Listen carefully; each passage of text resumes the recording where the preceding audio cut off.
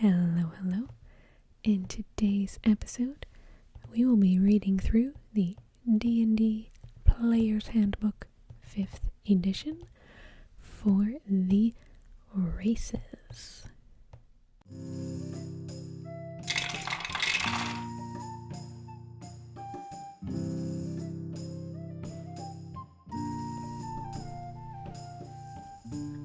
Let's begin.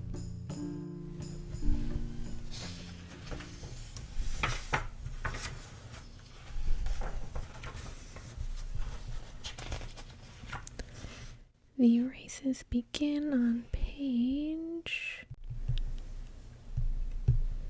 18.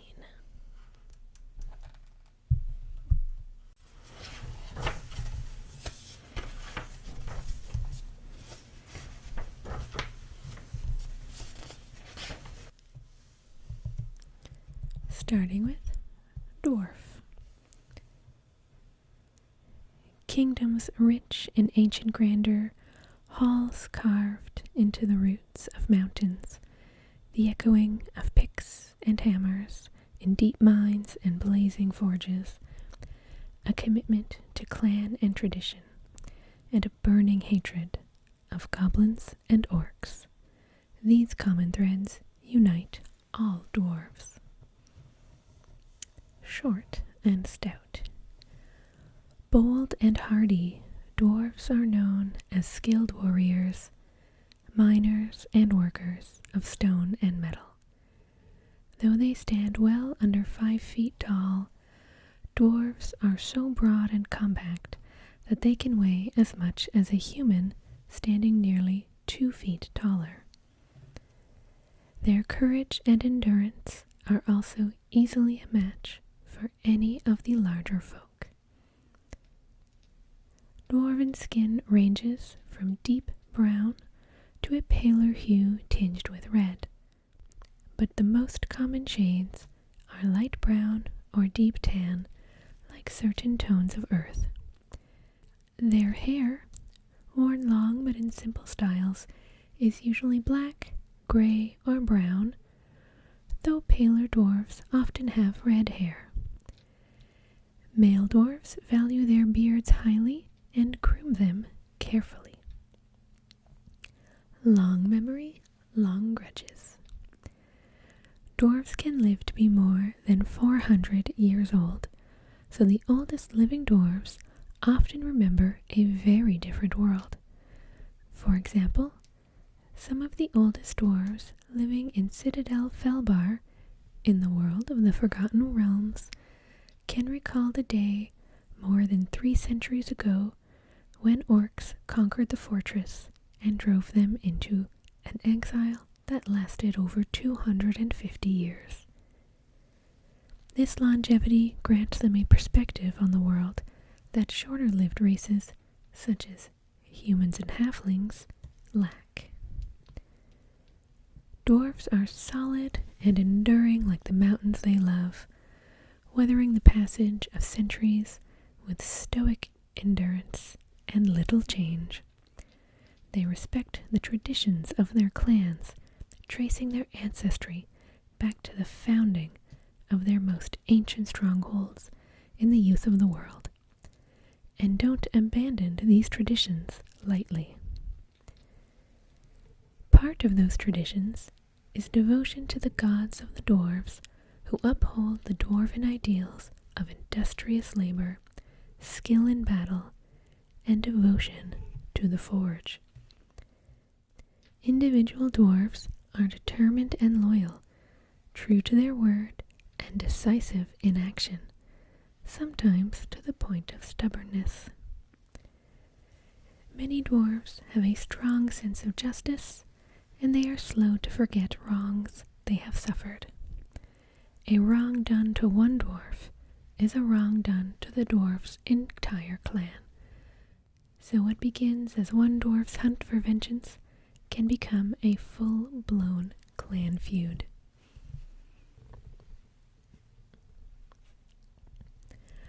Clans and kingdoms. Dwarven kingdoms stretch deep beneath the mountains, where the dwarves mine gems and precious metals and forge items of wonder. They love the beauty and artistry of precious metals and fine jewelry, and in some dwarves this love festers into avarice. Whatever wealth they can't find in their mountains, they gain through trade. They dislike boats, so enterprising humans and halflings frequently handle trade in dwarven goods along water routes. Trustworthy members of other races are welcome in dwarf settlements, though some areas are off-limits even to them. The chief unit of dwarven society is the clan, and dwarves highly value social standing. Even dwarves who live far from their own kingdoms cherish their clan identities and affiliations, recognize related dwarves, and invoke their ancestors' names in oaths and curses. To be clanless is the worst fate that can befall a dwarf. Dwarves in other lands are typically artisans, especially weaponsmiths, armorers, and jewelers. Some become mercenaries or bodyguards, highly sought after for their courage and loyalty. Gods, gold, and clan. Dwarves who take up the adventuring life might be motivated by a desire for treasure, for its own sake, for a specific purpose, or even out of an altruistic desire to help others. Other dwarves are driven by the command or inspiration of a deity, a direct calling, or simply a desire to bring glory to one of the dwarf gods. Clan and ancestry are also important motivators. A dwarf might seek to restore a clan's lost honor, avenge an ancient wrong the clan suffered, or earn a new place within the clan after having been exiled. Or a dwarf might search for the axe wielded by a mighty ancestor lost on the field of battle centuries ago.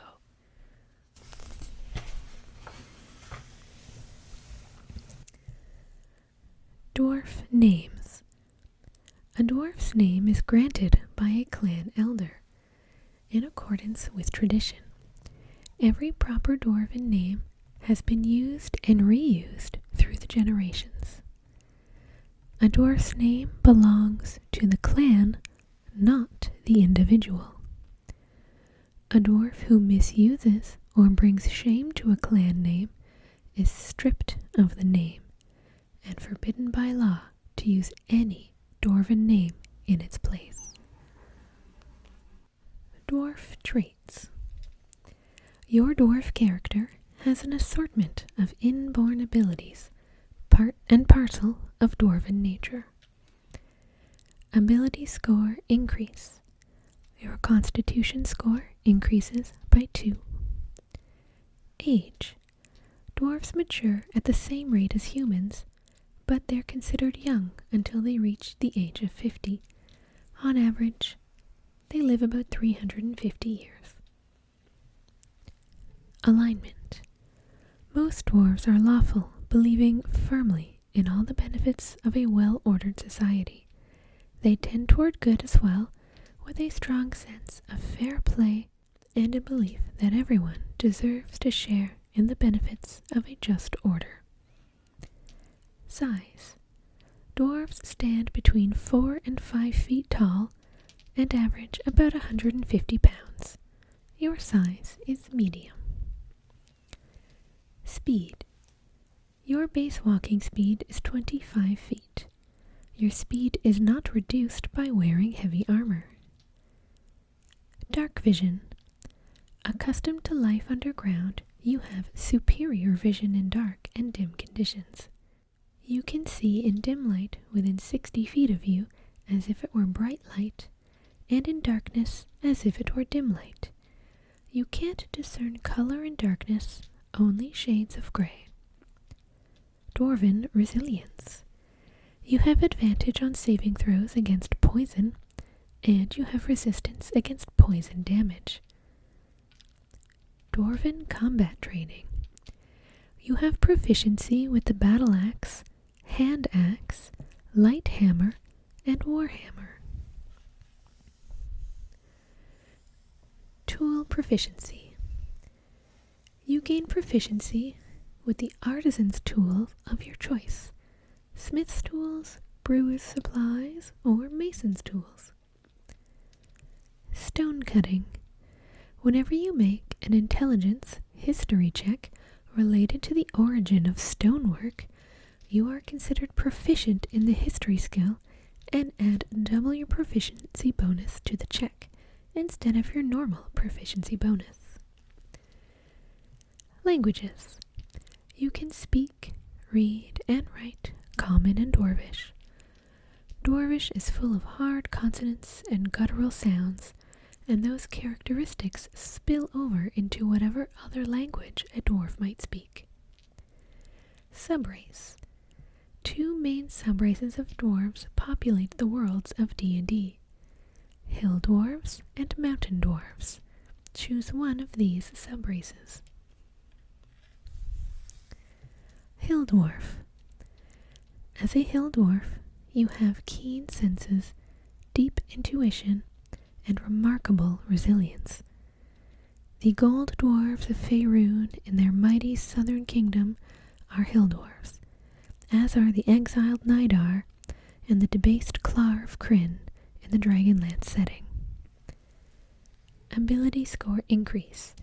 Your wisdom score increases by 1. Dwarven toughness.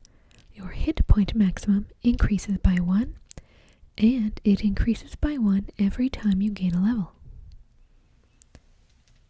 Mountain dwarf. As a mountain dwarf, you're strong and hardy, accustomed to a difficult life in rugged terrain. You're probably on the tall side, for a dwarf, and tend toward lighter coloration. The shield dwarves of northern Faerun, as well as the ruling Hylar clan and the noble Daewar clan of Dragonlance, are mountain dwarves. Ability score increase. Your strength score increases by 2. Dwarven armor training. You have proficiency with light and medium armor. Elf. Elves are a magical people of otherworldly grace, living in the world, but not entirely part of it. They live in places of ethereal beauty, in the midst of ancient forests, or in silvery spires glittering with fairy light, where soft music drifts through the air and gentle fragrances waft on the breeze.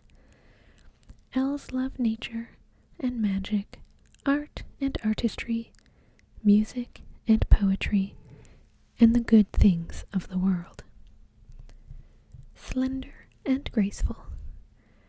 With their unearthly grace and fine features, elves appear hauntingly beautiful to humans and members of many other races. They are slightly shorter than humans on average, ranging from well under 5 feet tall to just over 6. They are more slender than humans, weighing only 100 to 145 pounds. Males and females are about the same height, and males are only marginally heavier than females. Elves' coloration encompasses the normal human range and also includes skin in shades of copper, bronze, and almost bluish white, hair of green or blue, and eyes like pools of liquid gold or silver. Elves have no facial and little body hair. They favor elegant clothing and bright colors, and they enjoy simple yet lovely jewelry. A timeless perspective.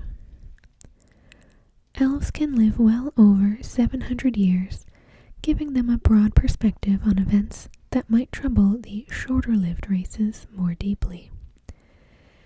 They are more often amused than excited, and more likely to be curious than greedy. They tend to remain aloof and unfazed by petty happenstance. When pursuing a goal, however, Whether adventuring on a mission or learning a new skill or art, elves can be focused and relentless. They are slow to make friends and enemies, and even slower to forget them. They reply to petty insults with disdain, and to serious insults with vengeance. Like the branches of a young tree, elves are flexible in the face of danger. They trust in diplomacy and compromise to resolve differences before they escalate to violence. They have known to retreat from intrusions into their woodland homes, confident that they can simply wait the invaders out. But when the need arises, elves reveal a stern martial side, demonstrating skill with sword, bow, and strategy. Hidden wooden realms. Most elves dwell in small forest villages hidden among the trees. Elves hunt game, gather food, and grow vegetables, and their skill and magic allow them to support themselves without the need for clearing and plowing land. They are talented artisans, crafting finely worked clothes and art objects. Their contact with outsiders is usually limited, though a few elves make a good living by trading crafted items for metals, which they have no interest in mining. Elves encountered outside their own lands are commonly traveling minstrels, artists, or sages. Human nobles compete for the services of elf instructors to teach swordplay or magic to their children. Exploration and adventure. Elves take up adventuring out of wanderlust. Since they are so long-lived, they can enjoy centuries of exploration and discovery.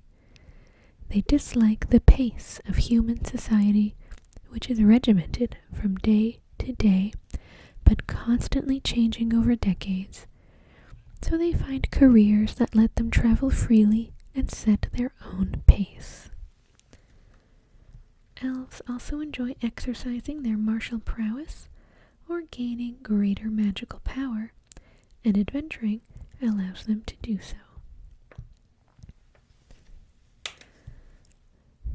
Some might join with rebels fighting against oppression, and others might become champions of moral causes.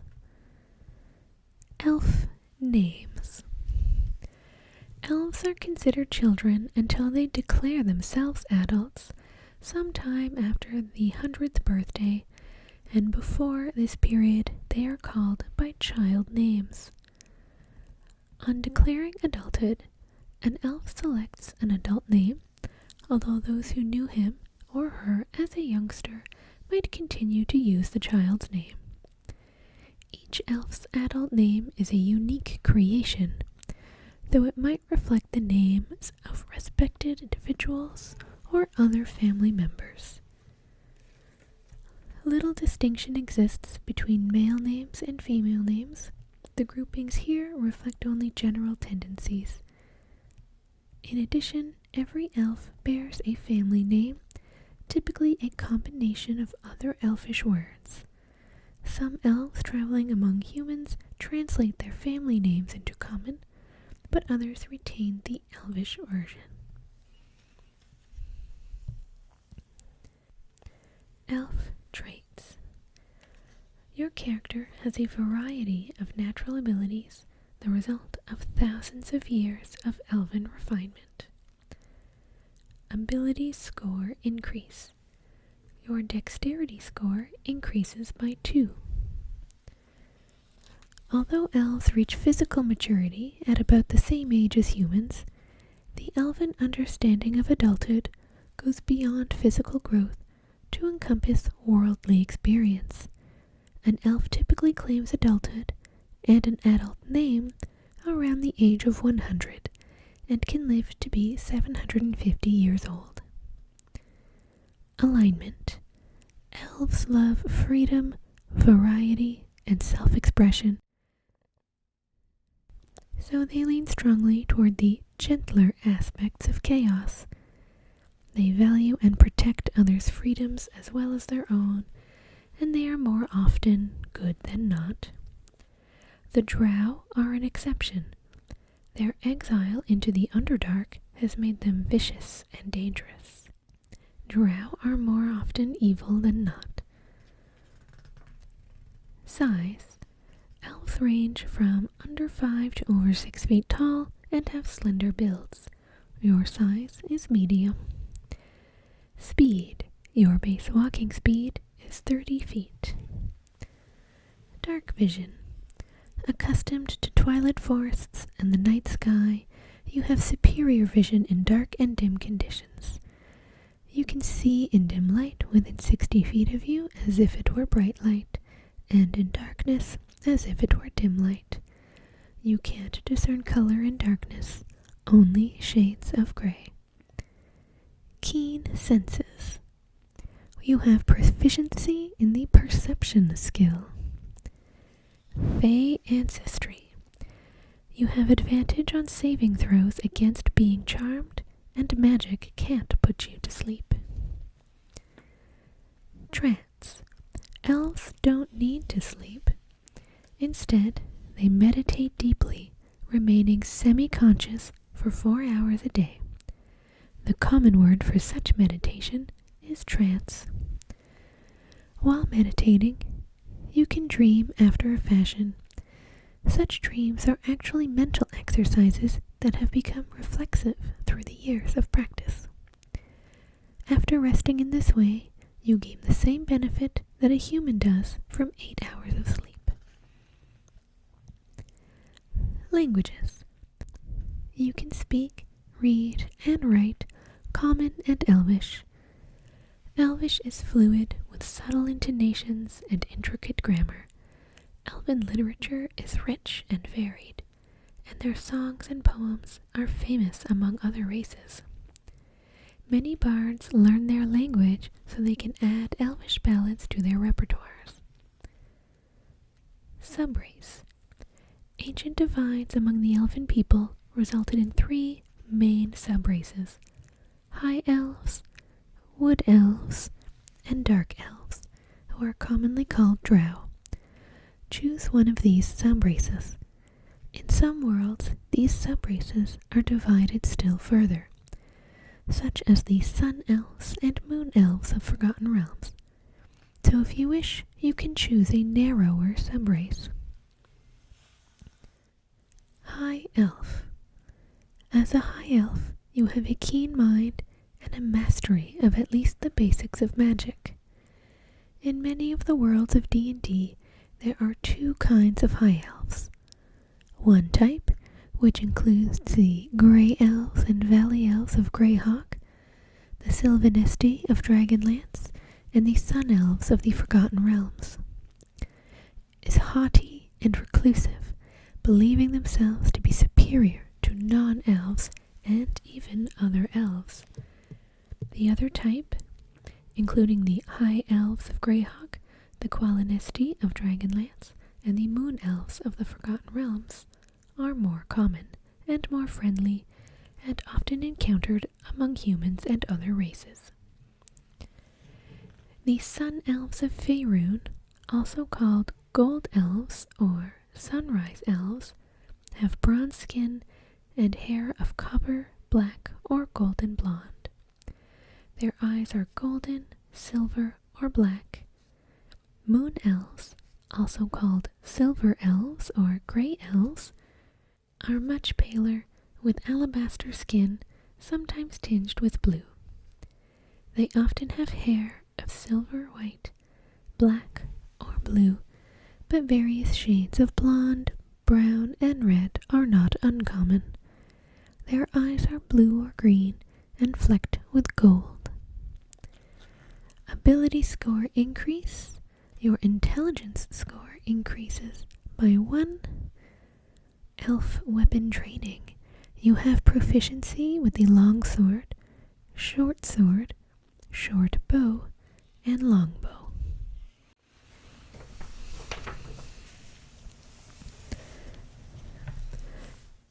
Cantrip. You know one cantrip of your choice from the wizard spell list. Intelligence is your spellcasting ability for it. Extra language. You can speak, read, and write one extra language of your choice. Wood Elf. As a wood elf, you have keen senses and intuition, and your fleet feet carry you quickly and stealthily through your native forests. This category includes the wild elves of Greyhawk and the Cagonesti of Dragonlance, as well as the races called Wood Elves in Greyhawk and the Forgotten Realms. In Faerun, Wood Elves, also called Wild Elves, Green Elves, or Forest Elves, are reclusive and distrusting of non-elves. Wood Elves' skin tends to be copperish in hue, sometimes with traces of green.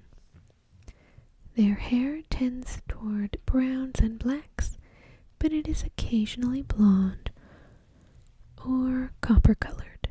Their eyes are green, brown, or hazel. Ability score increase. Your wisdom score increases by 1. Elf weapon training. You have proficiency with the longsword, short bow, and longbow. Fleet of foot. Your base walking speed increases to 35 feet. Mask of the Wild. You can attempt to hide even when you are only lightly obscured by foliage, heavy rain, falling snow, mist, and other natural phenomena.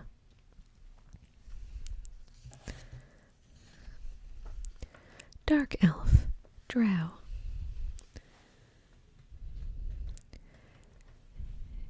Descended from an earlier subrace of elves, the Drow were banished from the surface world for following the goddess Lolth down the path of evil. Now they have built their own civilization in the depths of the Underdark, patterned after the way of Lolth. Also called Dark Elves, the Drow have skin that resembles charcoal or obsidian, as well as stark white or pale yellow hair. They commonly have very pale eyes, so pale as to be mistaken for white, in shades of lilac, silver, pink, red, and blue. They tend to be smaller and thinner than most elves. Drow adventurers are rare. Check with your dungeon master to see if you can play one. Ability score increase. Your charisma score increases by 1. Superior dark vision. Your dark vision has a radius of 120 feet. Sunlight sensitivity. You have disadvantage on attack rolls and on wisdom perception checks that rely on sight when you, the target of your attack, or whatever you are trying to perceive, is in direct sunlight. Drow magic. You know the Dancing Lights cantrip. When you reach 3rd level, you can cast Fairy Fire spell once with this trait and regain the ability to do so when you finish a long rest. When you reach 5th level, you can cast the Darkness spell once with this trait and regain the ability to do so when you finish a long rest. Charisma is your spellcasting ability for these spells. Drow weapon training. You have proficiency with rapiers, short swords, and hand crossbows.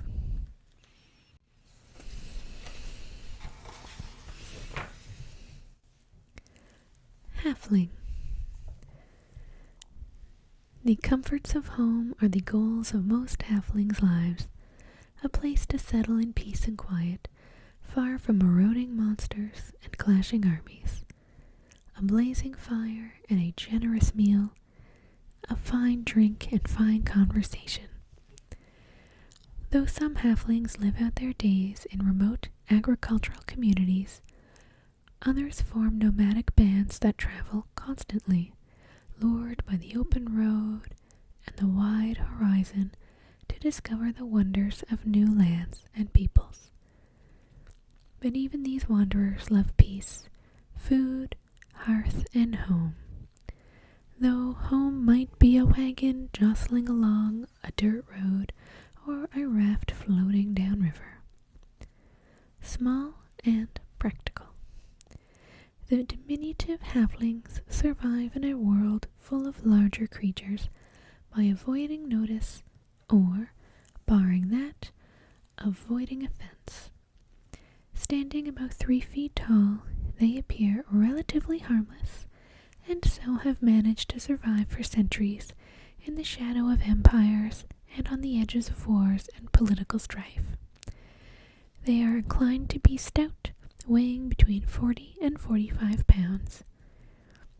Halflings' skin ranges from tan to pale with a ruddy cast, and their hair is usually brown or sandy brown and wavy. They have brown or hazel eyes. Halfling men often sport long sideburns, but beards are rare among them, and mustaches even more so. They like to wear simple, comfortable, and practical clothes, favoring bright colors. Halfling practicality extends beyond their clothing. They're concerned with basic needs and simple pleasures, and have little use for ostentation.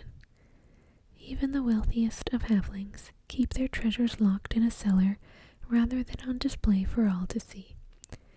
They have a knack for finding the most straightforward solution to a problem and have little patience for dithering. Kind and curious. Halflings are an affable and cheerful people.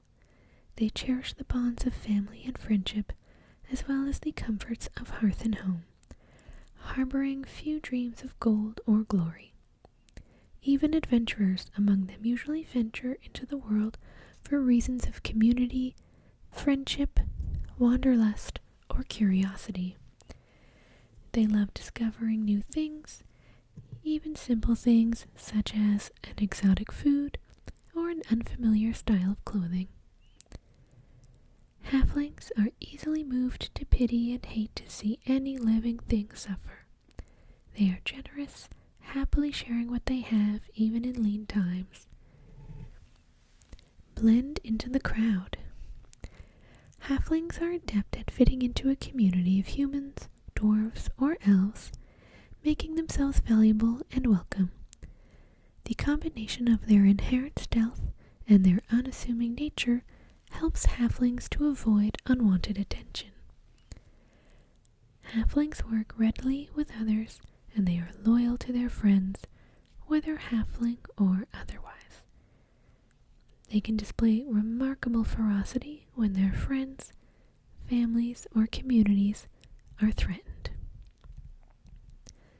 Pastoral pleasantries. Most halflings live in small, peaceful communities with large farms and well-kept groves. They rarely build kingdoms of their own or even hold much land beyond their quiet shires.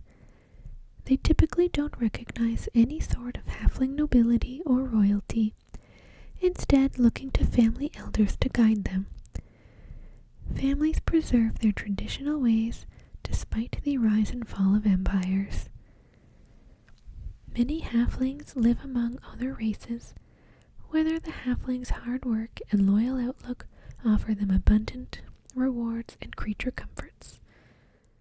Some halfling communities travel as a way of life, driving wagons or guiding boats from place to place and maintaining no permanent home.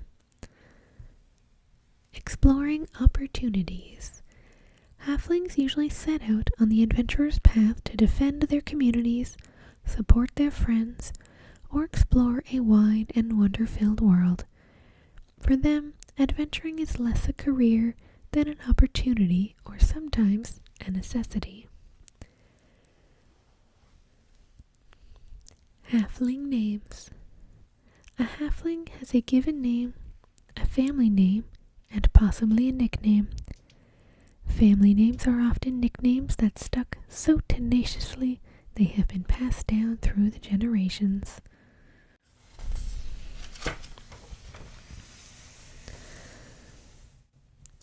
Halfling traits. Your halfling character has a number of traits in common with all other halflings. Ability score increase. Your dexterity score increases by 2. Age. A halfling reaches adulthood at the age of 20 and generally lives into the middle of his or her second century. Alignment. Most halflings are lawful good.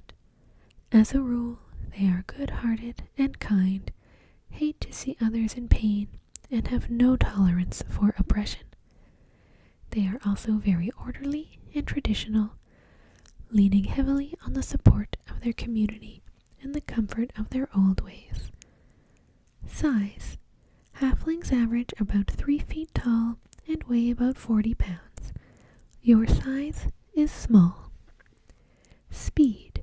Your base walking speed is 25 feet. Lucky. When you roll a 1 on the d20 for an attack roll, ability check, or saving throw, you can re-roll the die and must use the new roll. Brave. You have an advantage on saving throws against being frightened.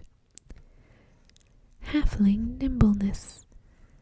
You can move through the space of any creature that is of a size larger than yours.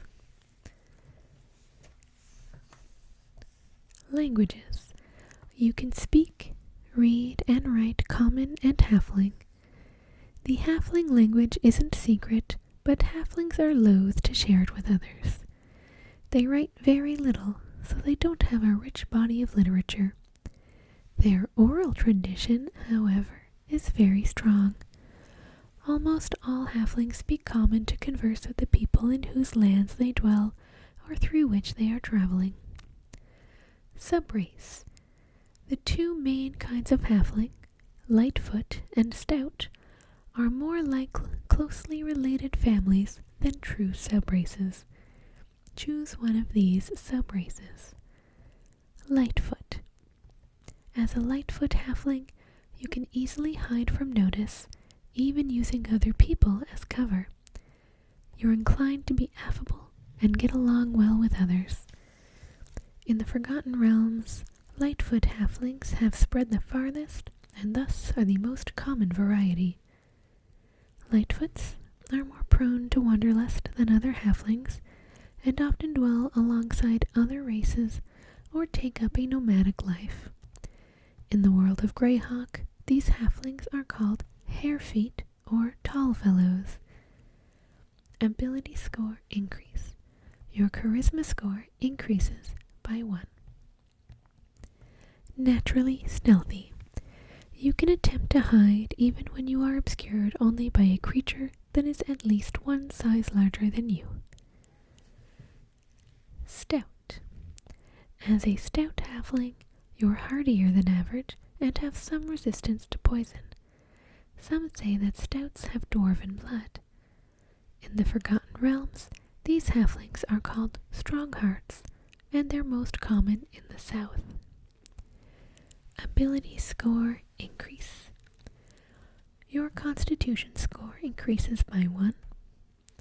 Stout resilience. You have advantage on saving throws against poison, and you have resistance against poison damage. Human.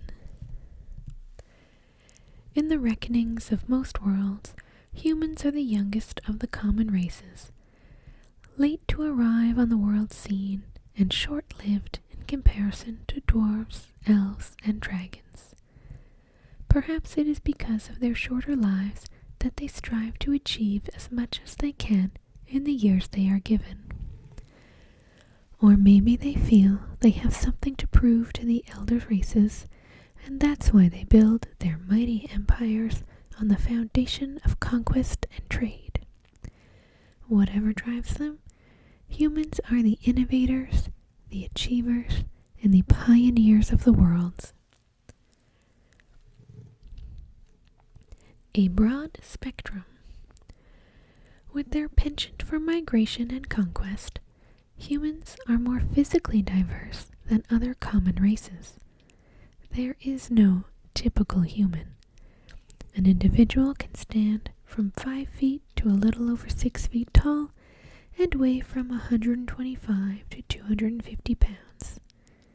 Human skin shades range from nearly black to very pale, and hair colors from black to blonde, curly, kinky, or straight. Males might sport facial hair that is sparse or thick. A lot of humans have a dash of non-human blood, revealing hints of elf, orc, or other lineages. Humans reach adulthood in their late teens and rarely live even a single century. Variety in all things. Humans are the most adaptable and ambitious people among the common races. They have widely varying tastes, morals, and customs in the many different lands where they have settled. When they settle, though, they stay. They build cities to last for the ages, and great kingdoms that can persist for long centuries. An individual human might have a relatively short lifespan, but a human nation or culture preserves traditions with origins far beyond the reach of any single human's memory. They live fully in the present, making them well suited to the adventuring life, but also plan for the future, striving to leave a lasting legacy. Individually and as a group, humans are adaptable opportunists, and they stay alert to changing political and social dynamics.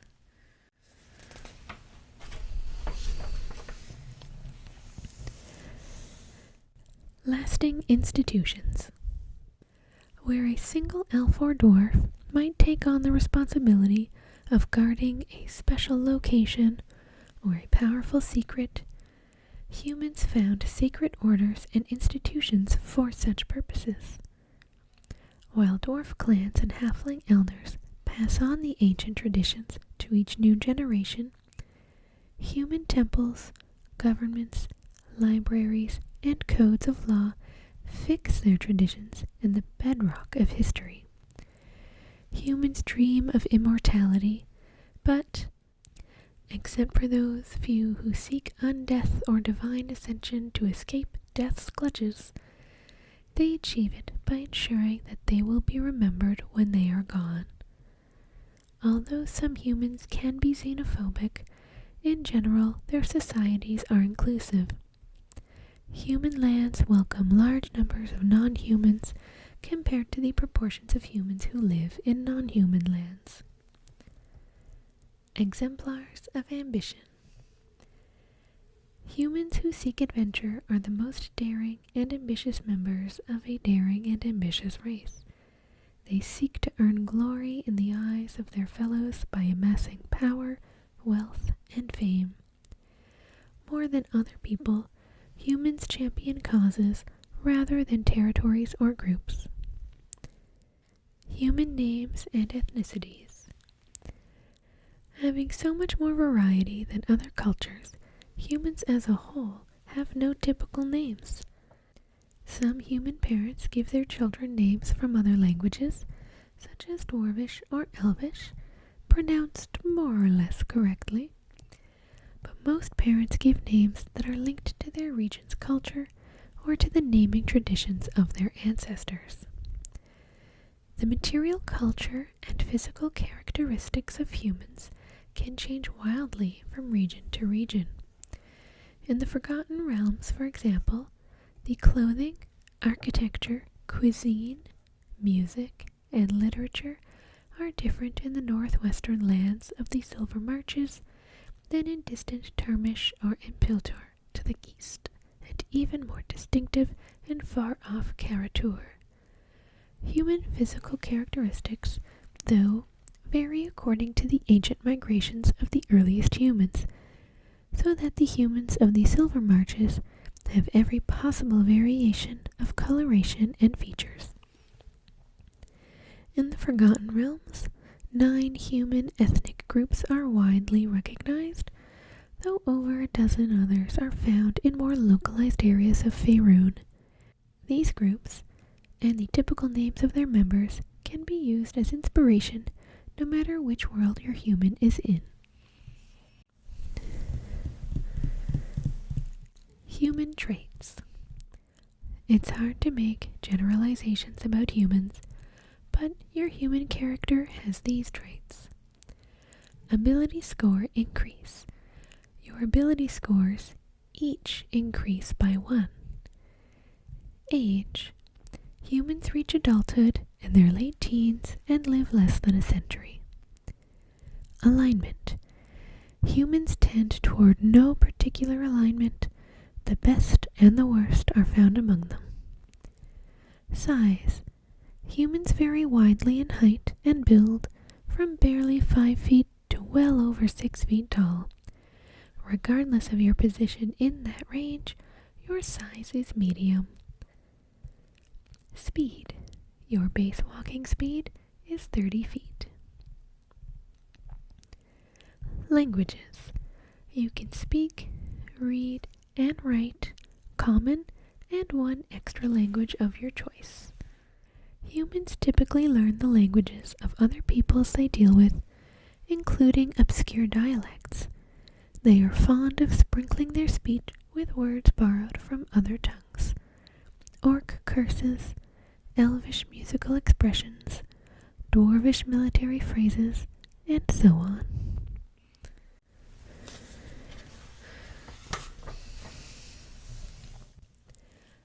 Dragonborn. Born of dragons, as their name proclaims, the Dragonborn walk proudly through a world that greets them with fearful incomprehension. Shaped by draconic gods or the dragons themselves, Dragonborn originally hatched from dragon eggs as a unique race, combining the best attributes of dragons and humanoids.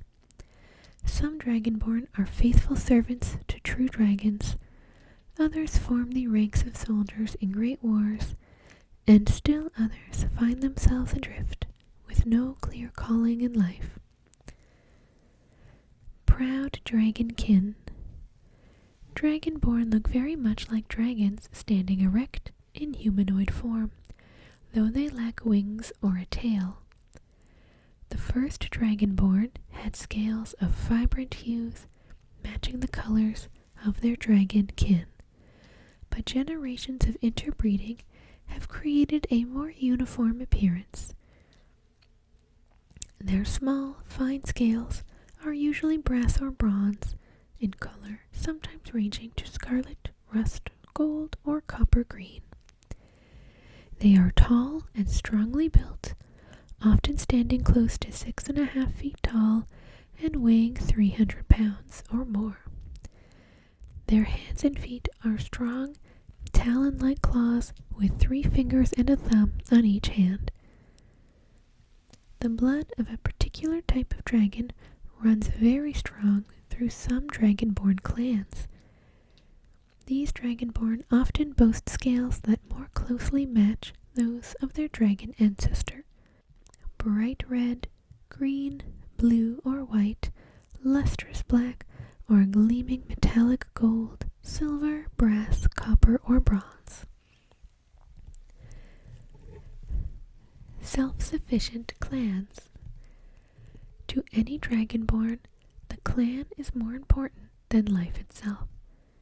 Dragonborn owe their devotion and respect to their clan above all else, even the gods. Each Dragonborn's conduct reflects on the honor of his or her clan, and bringing dishonor to the clan can result in expulsion and exile.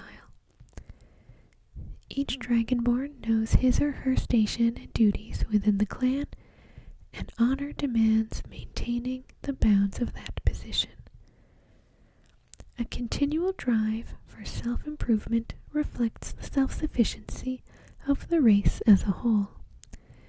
Dragonborn value skill and excellence in all endeavors. They hate to fail, and they push themselves to extreme efforts before they give up on something. A Dragonborn holds mastery of a particular skill as a lifetime goal. Members of other races who share the same commitment find it easy to earn the respect of a Dragonborn. Though all Dragonborn strive to be self-sufficient, they recognize that help is sometimes needed in difficult situations. But the best source for such help is the clan, and when a clan needs help, it turns to another Dragonborn clan before seeking aid from other races, or even from the gods. Dragonborn names. Dragonborn have personal names given at birth, but they put their clan names first as a mark of honor. A childhood name or nickname is often used among clutchmates as a descriptive term or a term of endearment. The name might recall an event or center on a habit.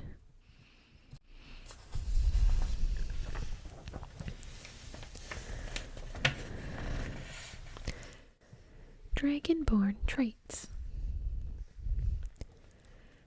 Dragonborn traits. Your draconic heritage manifests in a variety of traits you share with other Dragonborn. Ability score increase. Your strength score increases by 2, and your charisma score increases by 1. Age. Young Dragonborn grow quickly. They walk hours after hatching, attain the size and development of a 10-year-old human child by the age of 3, and reach adulthood by 15. They live to be around 80. Alignment.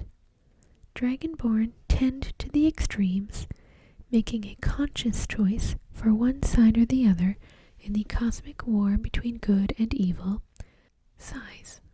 Dragonborn are taller and heavier than humans, standing well over 6 feet tall and averaging almost 250 pounds. Your size is medium. Speed.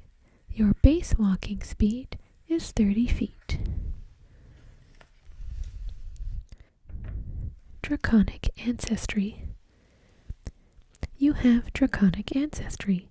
Choose one type of dragon form from the draconic ancestry table. Your breath weapon and damage resistance are determined by the dragon type as shown in the table. Breath weapon. You can use your action to exhale destructive energy. Your draconic ancestry determines the size, shape, and damage type of the exhalation.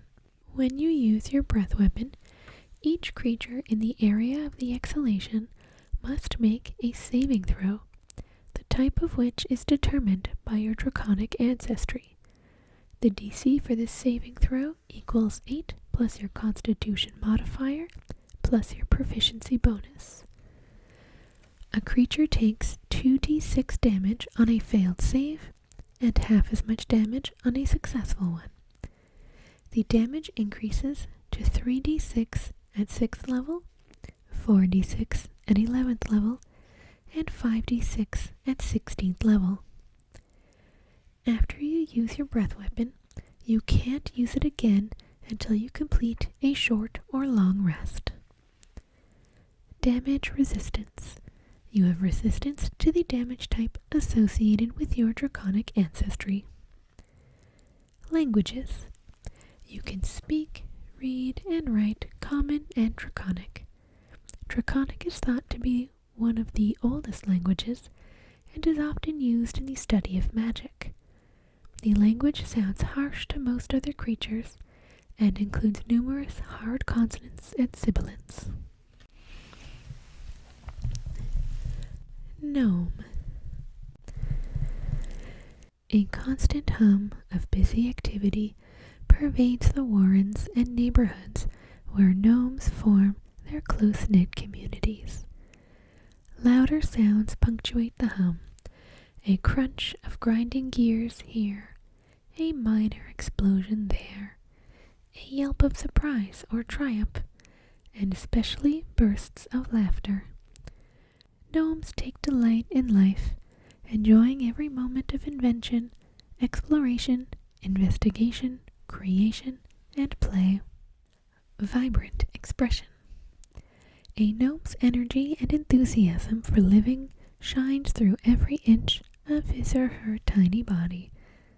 Gnomes average slightly over 3 feet tall and weigh 40 to 45 pounds.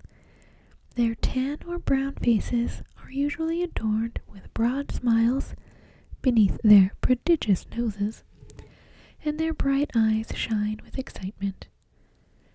Their fair hair has a tendency to stick out in every direction, as if expressing the gnome's insatiable interest in everything around. A gnome's personality is writ large in his or her appearance. A male gnome's beard, in contrast to his wild hair, is kept carefully trimmed, but often styled into curious forks or neat points. A gnome's clothing, though usually made of modest earth tones, is elaborately decorated with embroidery, embossing, or gleaming jewels. Delighted dedication. As far as gnomes are concerned, being alive is a wonderful thing, and they squeeze every ounce of enjoyment out of their 3 to 5 centuries of life. Humans might wonder about getting bored over the course of such a long life, and elves take plenty of time to savor the beauties of the world in their long years. But gnomes seem to worry that even with all that time, they can't get in enough of the things they want to do and see. Gnomes speak as if they can't get the thoughts out of their heads fast enough. Even as they offer ideas and opinions on a range of subjects, they still manage to listen carefully to others, adding the appropriate exclamations of surprise and appreciation along the way.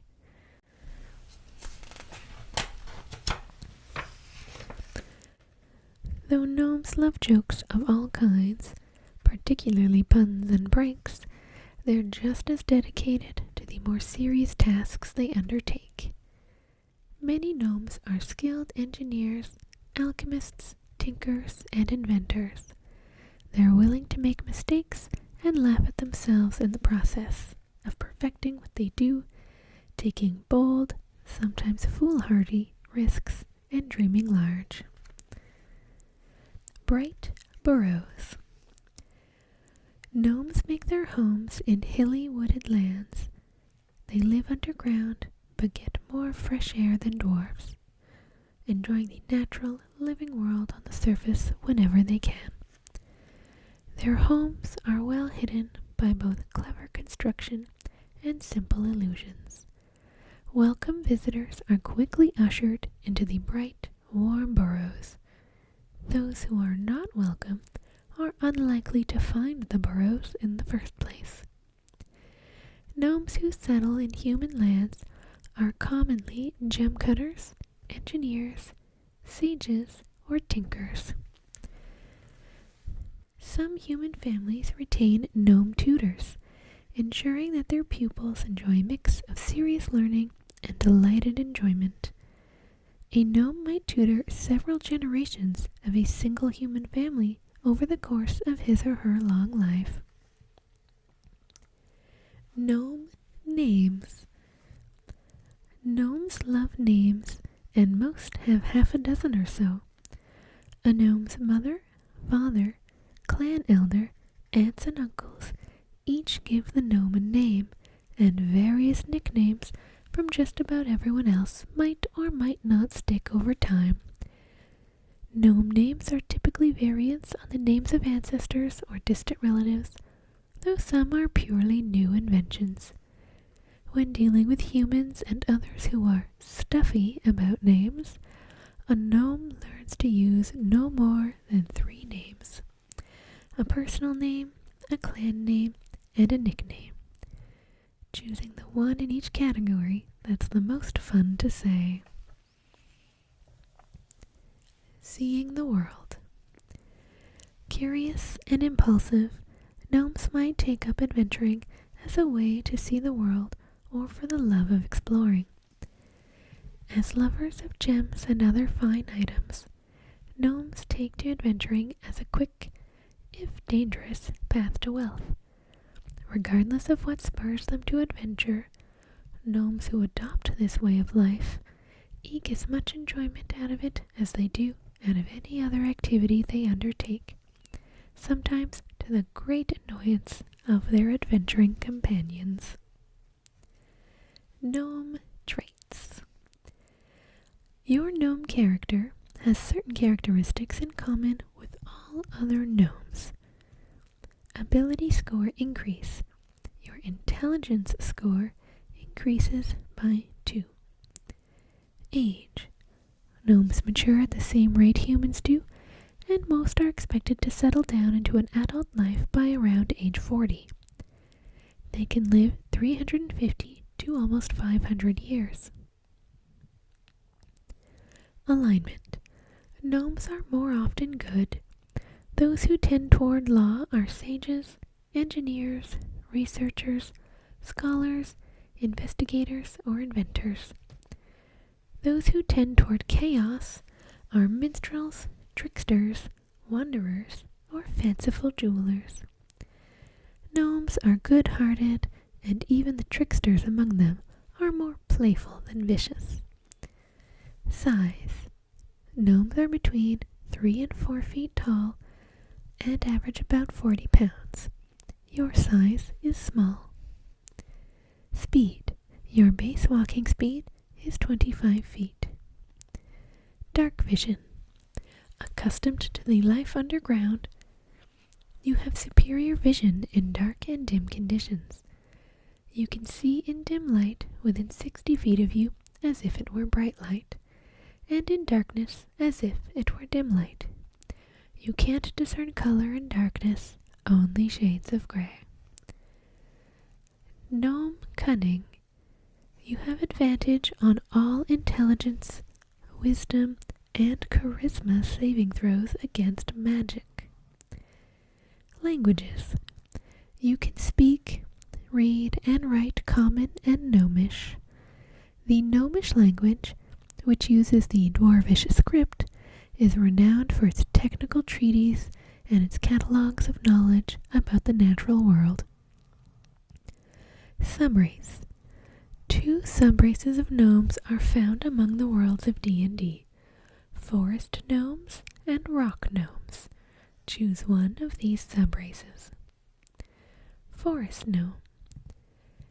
As a forest gnome, you have a natural knack for illusion and inherent quickness and stealth. In the worlds of D&D, forest gnomes are rare and secretive. They gather in hidden communities in sylvan forests, using illusions and trickery to conceal themselves from threats or to mask their escape should they be detected. Forest gnomes tend to be friendly with other good-spirited woodland folk, and they regard elves and good fae as their most important allies. These gnomes also befriend small forest animals and rely on them for information about threats that might prowl their lands. Ability score increase.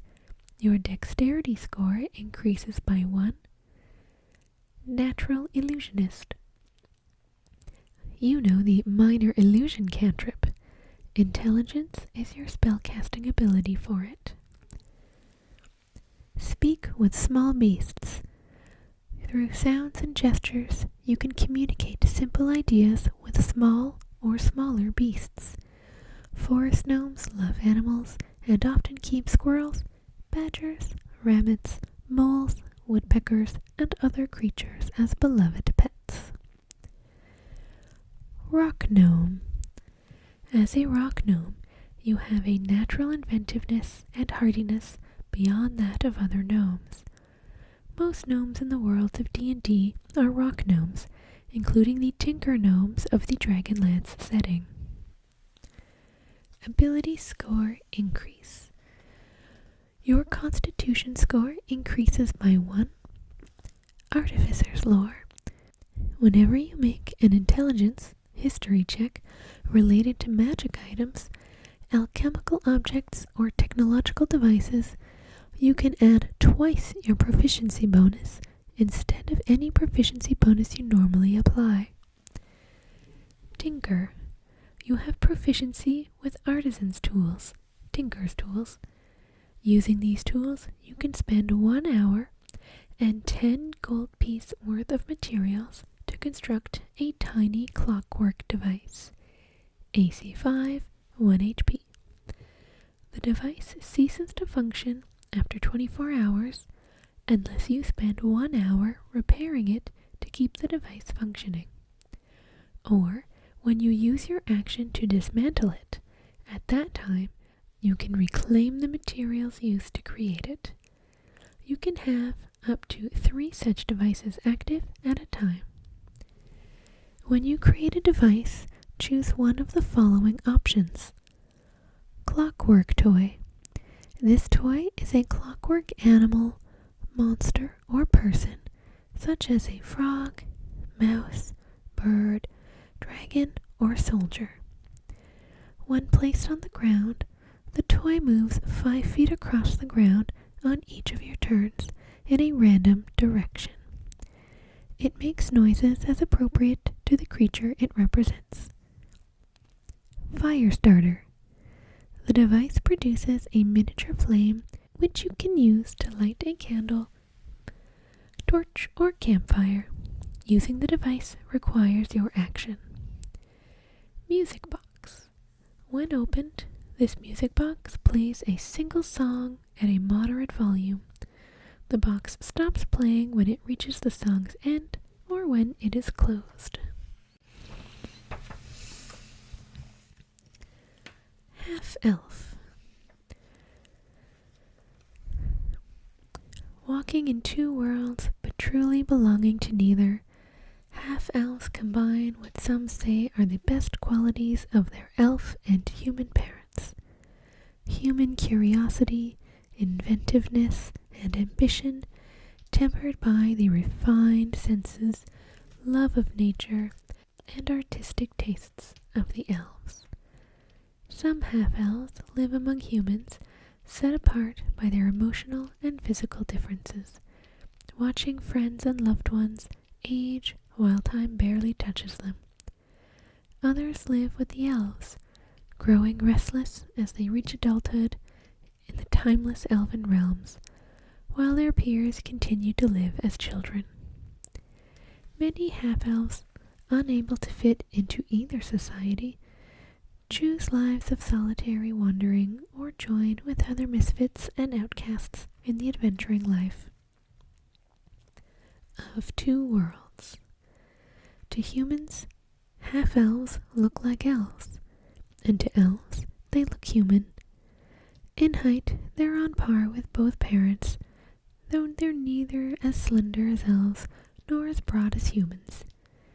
They range from under 5 feet to about 6 feet tall, and from 100 to 180 pounds, with men only slightly taller and heavier than women. Half-elf men do have facial hair, and sometimes grow beards to mask their elven ancestry. Half-elven coloration and features lie somewhere between their human and elf parents, and thus show a variety even more pronounced than that found among either race. They tend to have the eyes of their elven parents.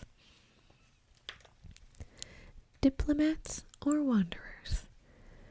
Half-elves have no lands of their own, though they are welcome in human cities and somewhat less welcome in elven forests.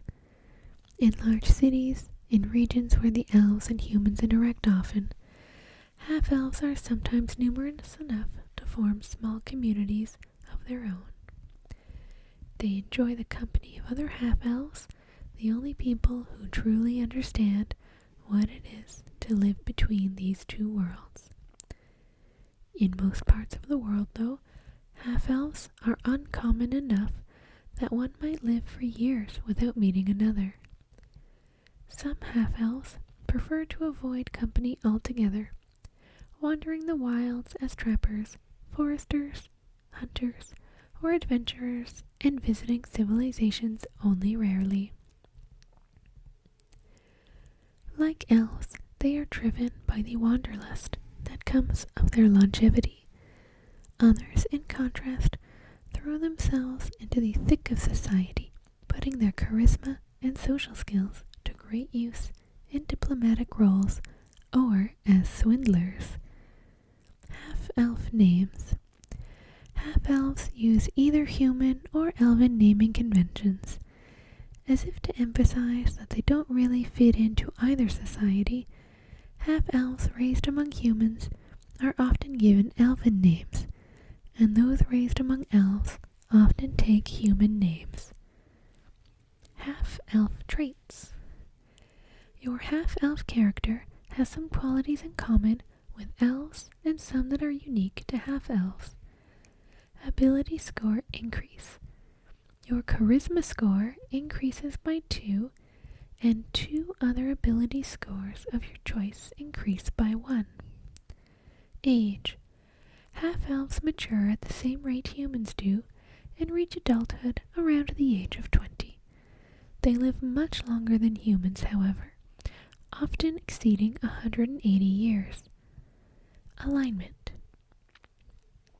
Half-elves share the chaotic bent of their elven heritage. They value both personal freedom and creative expression, demonstrating neither love of leaders nor desire for followers. They chafe at the rules, resent others' demands, and sometimes prove unreliable, or at least unpredictable. Size. Half-elves are about the same size as humans, ranging from 5 feet to 6 feet tall. Your size is medium. Speed. Your base walking speed is 30 feet. Dark vision. Thanks to your elf blood, you have superior vision in dark and dim conditions. You can see in dim light within 60 feet of you as if it were bright light, and in darkness as if it were dim light. You can't discern color in darkness, only shades of gray. Fey ancestry. You have advantage on saving throws against being charmed, and magic can't put you to sleep. Skill versatility. You gain proficiency in 2 skills of your choice. Languages. You can speak, read, and write Common and Elvish, and 1 extra language of your choice.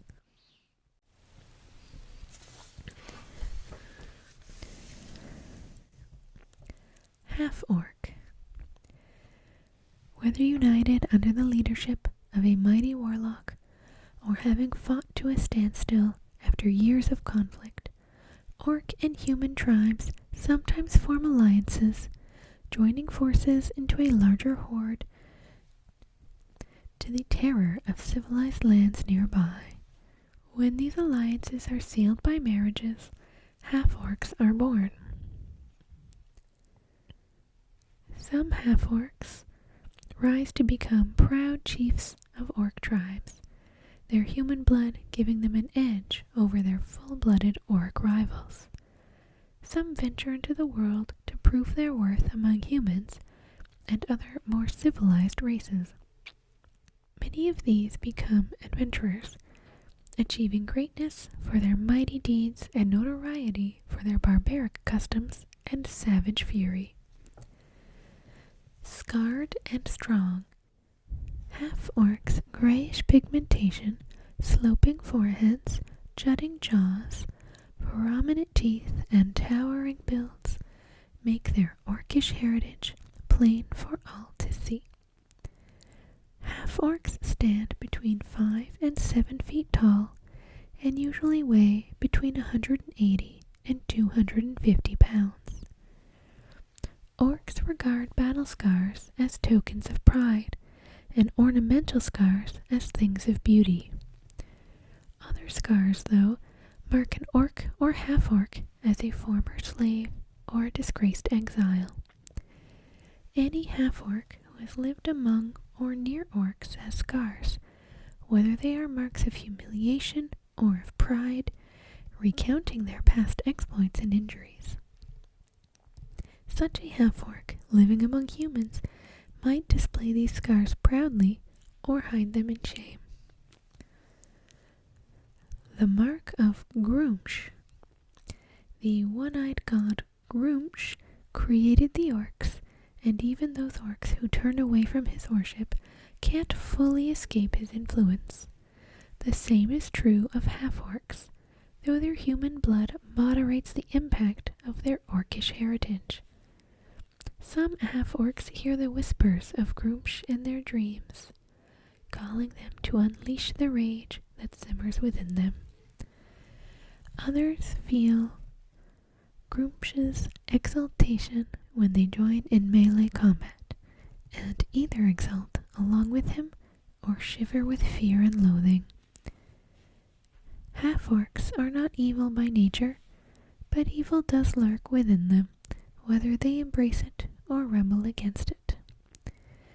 Beyond the rage of Gruumsh, half-orcs feel emotion powerfully. Rage doesn't just quicken their pulse, it makes their bodies burn.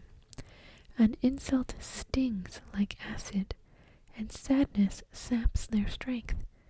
But they laugh loudly and heartily, and simple bodily pleasures, feasting, drinking, wrestling, drumming, and wild dancing, fill their hearts with joy.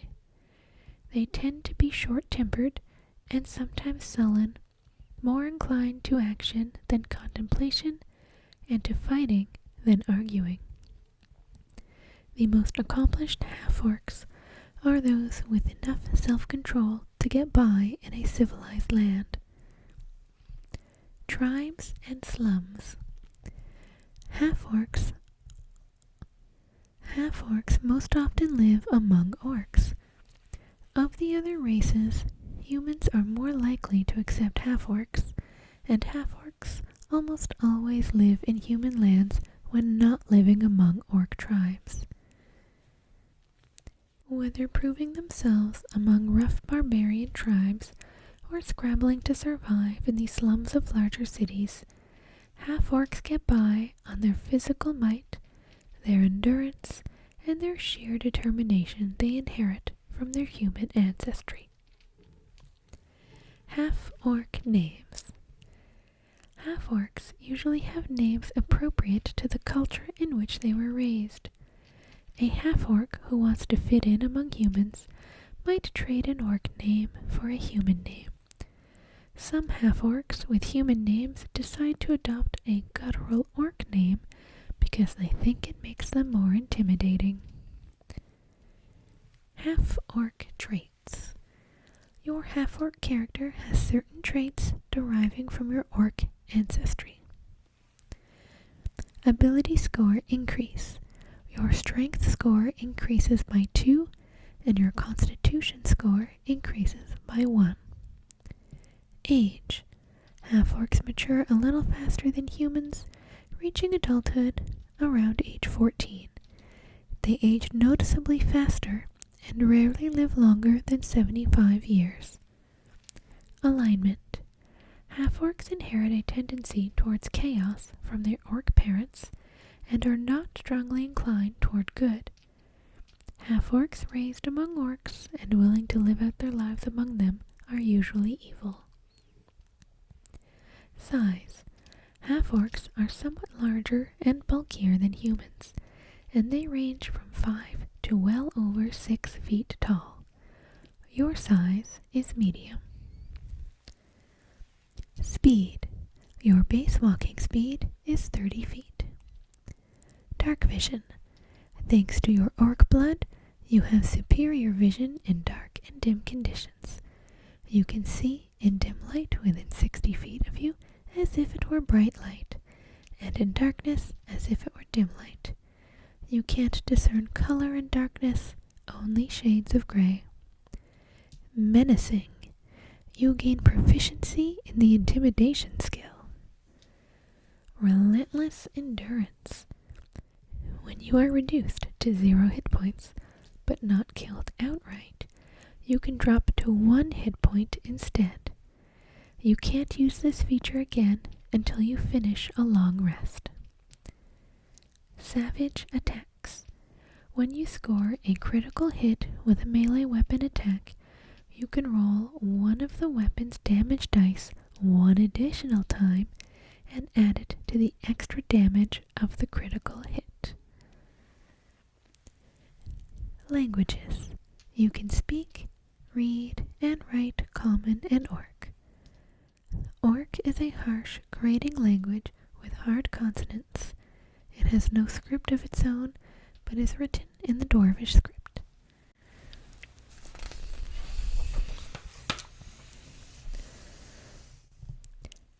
Tiefling. To be greeted with stares and whispers, to suffer violence and insult on the street, to see mistrust and fear in every eye, this is the lot of the tiefling.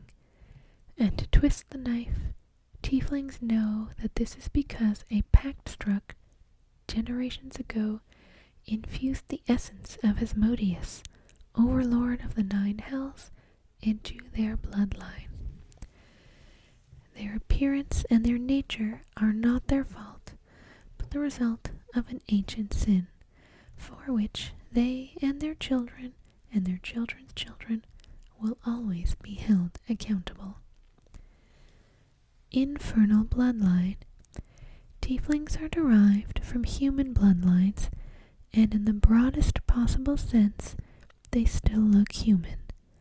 However, their infernal heritage has left a clear imprint on their appearance. Tieflings have large horns that take any of a variety of shapes. Some have curling horns like a ram, others have straight and tall horns like a gazelle's, and some spiral upward like an antelope's horns.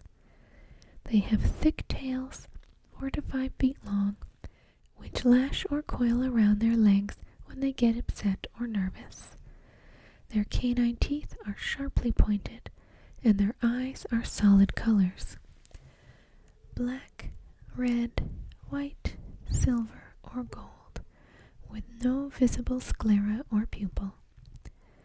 Their skin tones cover the full range of human coloration, but also include various shades of red.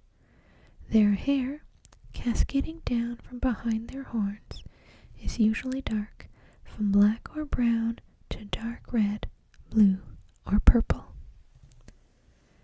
Self-reliant and suspicious. Tieflings subsist in small minorities found mostly in human cities or towns, often in the roughest quarters of those places where they grow up to be swindlers, thieves, or crime lords. Sometimes they live among other minority populations in enclaves where they are treated with more respect. Lacking a homeland, tieflings know that they have to make their own way in the world, and they have to be strong to survive. They are not quick to trust anyone who claims to be a friend, but when a tiefling's companions demonstrate that they trust him or her, the tiefling learns to extend the same trust to them. And once a tiefling gives someone loyalty, the tiefling is a firm friend or ally for life. Tiefling names. Tiefling names fall into 3 broad categories. Tieflings born into another culture typically have names reflective of that culture. Some have names derived from the infernal language, passed down through generations that reflect their fiendish heritage.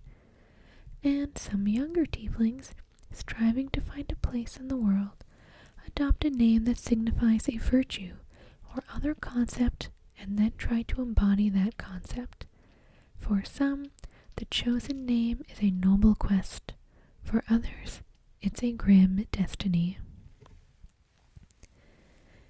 Tiefling traits. Tieflings share certain racial traits as a result of their infernal descent. Ability score increase. Your intelligence score increases by 1, and your charisma score increases by 2. Age. Tieflings mature at the same rate as humans, but live a few years longer. Alignment. Tieflings might not have an innate tendency toward evil, but many of them end up there.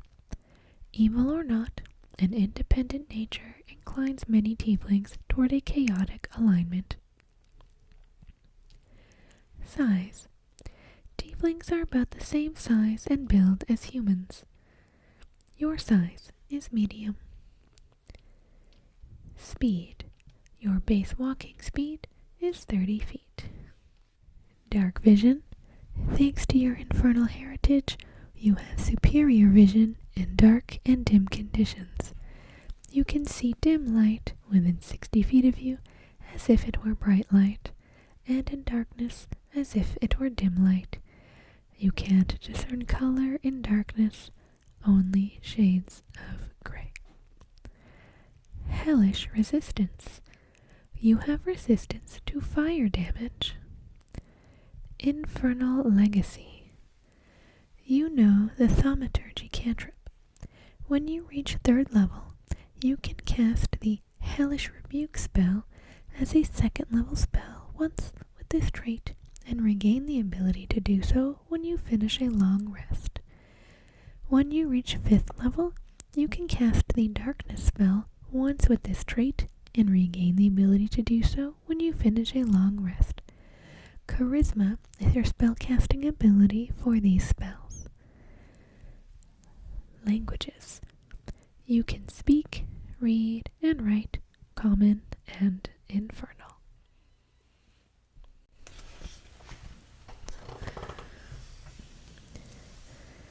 And that's it for the races of D&D 5th edition.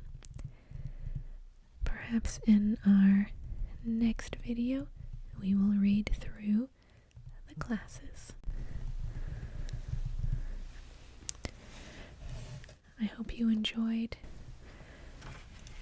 this read through.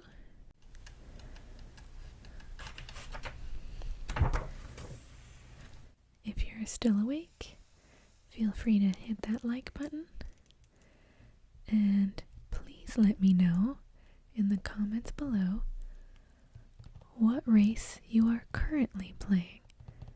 I believe I've mentioned it before, but I have a half-elf druid. Thank you so much for watching, and thank you to my Patreon supporters.